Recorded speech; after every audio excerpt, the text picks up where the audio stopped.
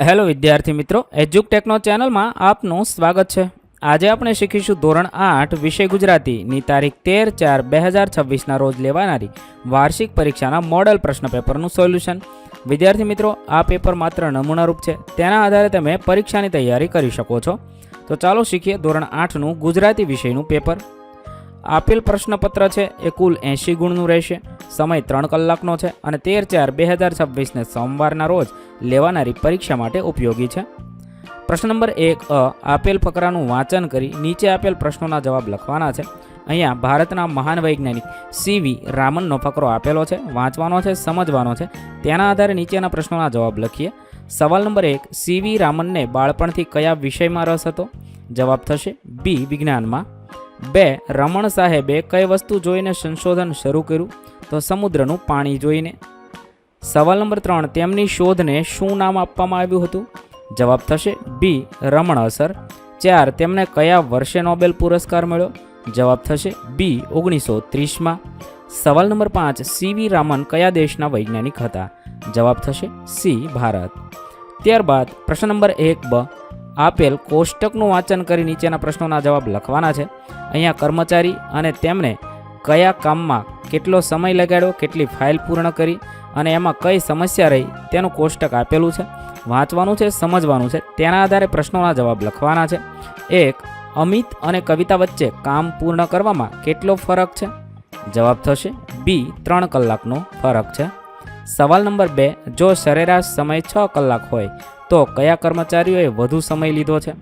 જવાબ થશે એ, સીમા અને નેહા. સવાલ નંબર 3, કયા કર્મચારીને પાયાની સમજ સુધારવાની સૌથી વધુ જરૂર છે? જવાબ થશે બી, નેહાને. 4, જો સમય વ્યવસ્થાપન સુધરે તો કયા કર્મચારીના પરિણામમાં સૌથી વધુ સુધારો થઈ જશે? જવાબ થશે બી, સીમા. સવાલ નંબર 5, સૌથી ઓછું કામ અને સૌથી વધુ સમય લીધેલો કર્મચારી કોણ છે? જવાબ થશે સી, નેહા. ત્યારબાદ પ્રશ્ન નંબર 2, માગ્યા મુજબ જવાબ આપો. ગદ્યના આધારે પ્રશ્નોના 1-2 વાક્યમાં જવાબ લખવાના છે. 1, બાબુના ગામમાં શિક્ષણની શી પરિસ્થિતિ હતી? બાબુના ગામમાં ફાઇનલથી આગળ ભણેલું ભાગ્યે જ કોઈ મળે. ગામ નાનું એટલે હાઈસ્કૂલ હતી જ નહીં. ગામના છોકરા ફાઇનલ સુધી ભણીને કાં તો પ્રાથમિક શાળામાં શિક્ષક થાય ને કાં તો તલાટી થાય. જે ભણી ન શકે તે ખેતી કરે અથવા દુકાન કરે. સવાલ નંબર 2, રોબોટ વિશે તમે શું જાણો છો? રોબોટ વિશે મારી જાણકારી આ પ્રમાણે છે. તે આર્ટિફિશિયલ ઇન્ટેલિજન્સ AI સાથે સંચાલિત યાંત્રિક મશીન છે. તે વ્યૂહાત્મક પ્રોગ્રામિંગ દ્વારા કાર્ય કરે છે. તે વિવિધ ક્ષેત્રમાં ઉપયોગી છે. તેનું કમ્પ્યુટર, સેન્સર્સ અને મોટર્સ દ્વારા નિર્માણ કરવામાં આવે છે. સવાલ નંબર 3, તમારી શાળાના આચાર્યની ઓફિસમાં કઈ કઈ વસ્તુઓ ગોઠવેલી હોય છે તે વિગતે કહો. તો શાળાના આચાર્યની ઓફિસમાં સામાન્ય રીતે આ વસ્તુઓ હોય છે. ઓફિસની મધ્યમાં ટેબલ, ખુરશીઓ, કમ્પ્યુટર અથવા લેપટોપ, ફાઇનલ કેબિનેટ, તકતી, વ્હાઇટબોર્ડ, ટેલિફોન, પ્રમાણપત્ર અને ટ્રોફી કે શોકેસ, આવું બધું હોય છે. રેફરન્સ પુસ્તકો, આવી બધી વસ્તુઓ ગોઠવેલી હોય છે. સવાલ નંબર 4, તમારે ક્યારેય ડૉક્ટર પાસે દવા લેવા જવાનું થયું છે? શા માટે? હા, જ્યારે હું ધોરણ 7માં અભ્યાસ કરતો હતો ત્યારે મને ટાઇફોઇડ થયો હોવાથી 10 દિવસ સુધી મારે ડૉક્ટર પાસે દવા લેવા જવાનું થયું હતું. આવી રીતે તમારે જે થયું હોય તે તમારે લખવાનું છે. ત્યારબાદ બ, પદ્યના આધારે આપેલા પ્રશ્નોના 1-2 વાક્યમાં જવાબ લખવાના છે. 1, તમે આંબો અથવા આંબાવાડી જોઈ છે? ક્યાં? હા, મારા મિત્રના દાદા દાદીના ઘરે જૂનાગઢ જિલ્લામાં એક મોટી આંબાવાડી છે. હું છેલ્લા ઉનાળાની રજાઓમાં ત્યાં મિત્રની સાથે ગયો હતો. આંબાવાડીમાં કેસર અને હાફૂસ કેરીના આંબા છે. 2, લખ 84 એટલે શું? લખ 84 એટલે 84 લાખ જન્મ.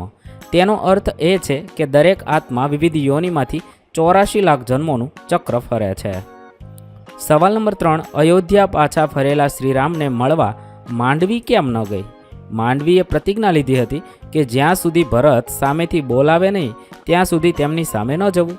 આથી અયોધ્યા પાછા ફરેલા શ્રીરામને મળવા માંડવી ન ગઈ. 4, ફાગણ મહિનામાં પ્રકૃતિમાં શો ફેરફાર જોવા મળે છે? તો ફાગણ મહિનામાં પ્રકૃતિમાં અનેક ફેરફાર જોવા મળે છે. વૃક્ષો પર નવા પાંદડા ફૂટે છે. આંબા પર મોર બેસે છે. પલાશના લાલ ફૂલો ખીલે છે. હવામાં ગરમી વધવા લાગે છે અને પતંગિયાઓ વધુ ઉડતા દેખાય છે. પ્રશ્ન નંબર 3, માગ્યા મુજબ જવાબ લખો. 1, જ્યાં ઈચ્છા ત્યાં માર્ગ મળે. આ વાક્યનો અર્થ શું થાય છે? તેના માટે 3 ઓપ્શન આપેલા છે. સાચો જવાબ થશે બીજો, મજબૂત ઈચ્છા હોય તો રસ્તો મળી જાય છે. 2, સમય કોઈની રાહ જોતો નથી. તેનો અર્થ શું થાય? જવાબ થશે સમય પસાર થતો રહે છે, તેથી તેનો સદુપયોગ કરવો જોઈએ. 3, મહેનત વગર સફળતા મળતી નથી. આ વાક્ય શું સમજાવે છે? 3 ઓપ્શન છે. સાચો જવાબ થશે મહેનત કર્યા વગર કાંઈ મળતું નથી. 4, જેમનું કામ તે કરે બીજું ન કરે. તેનો અર્થ શું થાય? તેનો અર્થ થશે દરેકે પોતાનું કામ કરવું જોઈએ. 5, એકતામાં શક્તિ છે. આ વાક્ય શું દર્શાવે છે? તો સાથે મળીને કામ કરવાથી શક્તિ વધે છે એવું દર્શાવે છે. 6, જલ્દીનું કામ શૈતાનનું. નો અર્થ શું થાય? તો ઉતાવળમાં કામ ખરાબ થાય છે એવો અર્થ થાય છે. સવાલ નંબર 7, જ્ઞાન એ સાચી સંપત્તિ છે. તેનો અર્થ શું થાય? જવાબ થશે જ્ઞાન સૌથી મૂલ્યવાન છે. આપેલા 3માંથી આ જવાબ થશે. 8, સાચો મિત્ર મુશ્કેલીમાં કામ આવે. તેનો અર્થ શું થાય છે? 3 ઓપ્શન છે. સાચો જવાબ થશે મુશ્કેલીમાં મદદ કરનાર જ સાચો મિત્ર. સવાલ નંબર 9, ધીરજ રાખનારને સફળતા મળે છે. આ વાક્ય શું કહે છે? જવાબ થશે ધીરજથી કામ લેતા સફળતા મળે છે, આવું કહે છે. પ્રશ્ન નંબર 4, કોષ્ટકમાં આપેલ વિભાગોને એકબીજા સાથે અર્થપૂર્ણ રીતે જોડવાના છે. અહીંયા બ અને ક વિભાગમાં કેટલાક વાક્ય આપેલા છે. તે આડાઅવળા છે, તેને આપણે ક્રમમાં ગોઠવી વાક્ય બનાવવાના છે. તો પહેલું વાક્ય બનાવી શકાય. સવારે વહેલા ઉઠનાર વિદ્યાર્થી મહેનત કરીને જીવનમાં સફળતા મેળવે છે. બીજું, વરસાદના દિવસોમાં રસ્તા પર પાણી ભરાતા લોકોને મુશ્કેલી પડે છે. ત્રીજું વાક્ય થશે પુસ્તક વાંચવાની આદત જ્ઞાનમાં વધારો કરીને વ્યક્તિત્વ વિકાસ કરે છે. 4, મોબાઈલનો વધુ ઉપયોગ આંખોને નુકસાન પહોંચાડે છે અને સમયનો બગાડ કરે છે.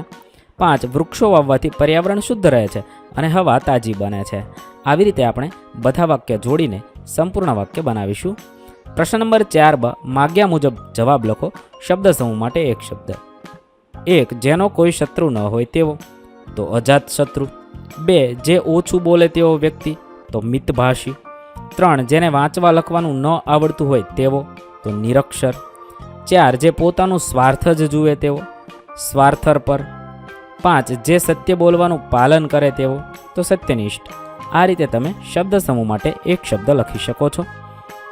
પ્રશ્ન નંબર 5, આપેલા પાત્ર ઘટના વિચાર સંબંધિત તમારા ગમા અણગમના અને અભિપ્રાયો જણાવવાના છે. 1, તમને રોબોટ સાથે કામ કરવું ગમે? મને રોબોટ સાથે કામ કરવું ખૂબ રસપ્રદ લાગે. મને તેની મદદથી નવી તકનીક શીખવા મળે છે. મારા જટિલ કાર્યોને સરળ બનાવવામાં તેની મદદ મળે છે.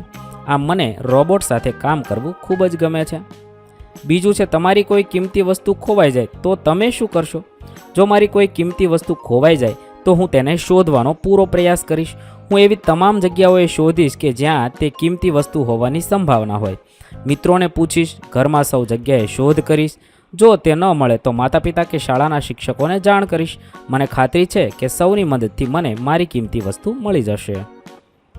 3, ચિંતાના કારણો દૂર કરવા શું કરવું જોઈએ? ચિંતાના કારણો દૂર કરવા માટે સૌપ્રથમ સમસ્યાને ઓળખવી જોઈએ. પછી તેના નિરાકરણ માટે યોગ્ય યોજના બનાવવી જોઈએ. વાતચીત કરવી, ધ્યાન કરવું, રોજનીશી લખવી અને વ્યાયામ કરવો જેવી પ્રવૃત્તિઓ પણ ચિંતા ઘટાડવામાં મદદ કરે છે. જરૂર પડે તો શિક્ષક, માતા પિતા કે અન્ય વિશ્વાસપાત્ર વડીલની મદદ લેવી જોઈએ. 4, તમને કયા વાહનમાં બેસવું ગમે છે? કેમ? મને સાયકલ પર બેસવું સૌથી વધુ ગમે. સાયકલ ચલાવવાથી મને ખૂબ આનંદ થાય છે, કારણ કે પર્યાવરણને નુકસાન પહોંચાડતી નથી ને સાથે વ્યાયામ પણ થાય છે. સાયકલ ચલાવતી વખતે ઠંડા પવનનો અનુભવ ખૂબ મજાનો હોય છે. અમારા ઘરની નજીક એક નાનકડો બાગ છે, જ્યાં હું મારા મિત્રો સાથે સાયકલ ચલાવવા જાઉં છું. અમે ક્યારેક નાની સ્પર્ધાઓ પણ કરીએ છીએ કે કોણ સૌથી ઝડપથી સાયકલ ચલાવી શકે. આ રીતે તમે જવાબ લખી શકો છો. તમને જે વાહનમાં બેસવું ગમતું હોય તેના વિશે તમારે લખવાનું છે.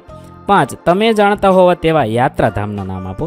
હું જાણું છું તેવા ગુજરાતના મુખ્ય યાત્રાધામો: સોમનાથ મંદિર, જે ગીર સોમનાથમાં આવેલું છે. 2, દ્વારકાધીશ મંદિર, જે દેવભૂમિ દ્વારકામાં આવેલું છે. અંબાજી મંદિર, જે બનાસકાંઠામાં આવેલું છે. પાવાગઢ મંદિર, જે પંચમહાલમાં આવેલું છે.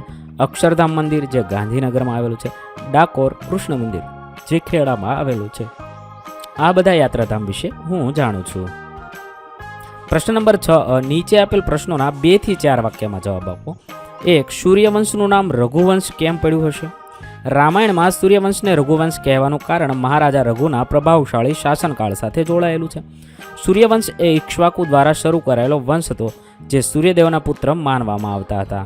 આવી રીતે તમે ડિટેલમાં સૂર્યવંશનું રઘુવંશ નામ કેમ પડ્યું તે જવાબ લખી શકો છો. 2. આપણે ફળની આખ્યા રાખ્યા વિના કામ કરે રાખવું જોઈએ. આ વાત સાથે તમે સહમત છો? શા માટે? હા, હું આ વાત સાથે સહમત છું.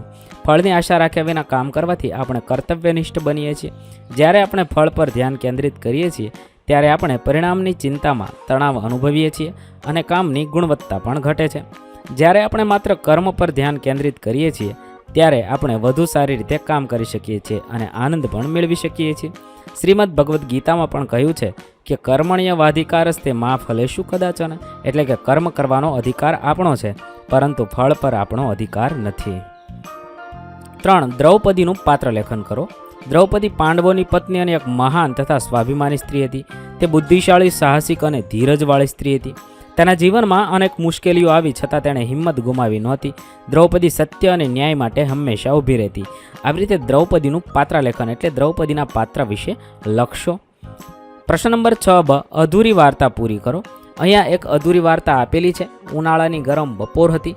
સૂરજપુર ગામના લોકો પોતપોતાના કામમાં વ્યસ્ત હતા. અચાનક ગામમાં વીજળી બંધ થઈ ગઈ, સાથે જ મોબાઈલ નેટવર્ક પણ બંધ થઈ ગયું. થોડા સમય પછી ગામના ચોકમાં એક અજાણ્યો માણસ આવ્યો અને ગામ લોકોને ચેતવણી આપી કે આજે રાત્રે કોઈ પણ ઘરની બહાર ન નીકળે. આ વાત સાંભળીને લોકો ચિંતિત થઈ ગયા. સરપંચે ગામમાં જાહેરાત કરાવી કે સૌ સાવચેત રહે. રાત્રિ નજીક આવતા ગામમાં શાંતિ છવાઈ ગઈ, પરંતુ મધરાતે અચાનક ગામના ખેતર તરફથી અજબ અવાજો આવવા લાગ્યા. કેટલાક યુવાનો હિંમત કરીને બહાર નીકળવા તૈયાર થયા, પરંતુ ત્યારે જ આગળની વાર્તા હવે આપણે લખી શકીએ. પરંતુ ત્યારે જ વૃદ્ધે તેમને રોકી લીધા અને કહ્યું કે ઉતાવળ ન કરવી. થોડા સમય પછી પોલીસ અને વિજ્ઞાન વિભાગની ટીમ ગામે આવી પહોંચશે. તેમણે તપાસ કરતાં જાણવા મળ્યું કે ખેતર પાસે એક જૂનો મશીન તૂટી ગયો હતો, જેમાં અજબ અવાજો આવી રહ્યા હતા. વીજળી થતાં નેટવર્ક તેના કારણે બંધ થઈ ગયું હતું. અજાણ્યો માણસ હકીકતમાં સરકારનો સંદેશવાહક હતો, જે લોકોને સાવચેત કરવા આવ્યો હતો કે ટીમે મશીનને ઠીક કર્યું અને બધું સામાન્ય થઈ ગયું. સવારે ગામમાં ફરી પ્રકાશ છવાઈ ગયો અને મોબાઈલ પણ ચાલુ થઈ ગયા. ગામના લોકો ખુશ થઈ ગયા અને સમજ્યા કે કોઈ પણ અજાણી પરિસ્થિતિમાં ગભરાવા કરતાં સમજદારીથી કામ લેવું જોઈએ. આવી રીતે તમે તમને મનગમતી વાર્તા બનાવી લખી શકો છો. પ્રશ્ન નંબર 7. હોસ્પિટલના ડૉક્ટર તમારી શાળાની મુલાકાત આવે તો તમે કેવા પ્રશ્ન પૂછશો તેની યાદી તૈયાર કરો. તો પ્રશ્ન પૂછી શકાય, આપનું નામ શું છે? તમે કઈ હોસ્પિટલમાં ડૉક્ટર તરીકે કામ કરો છો?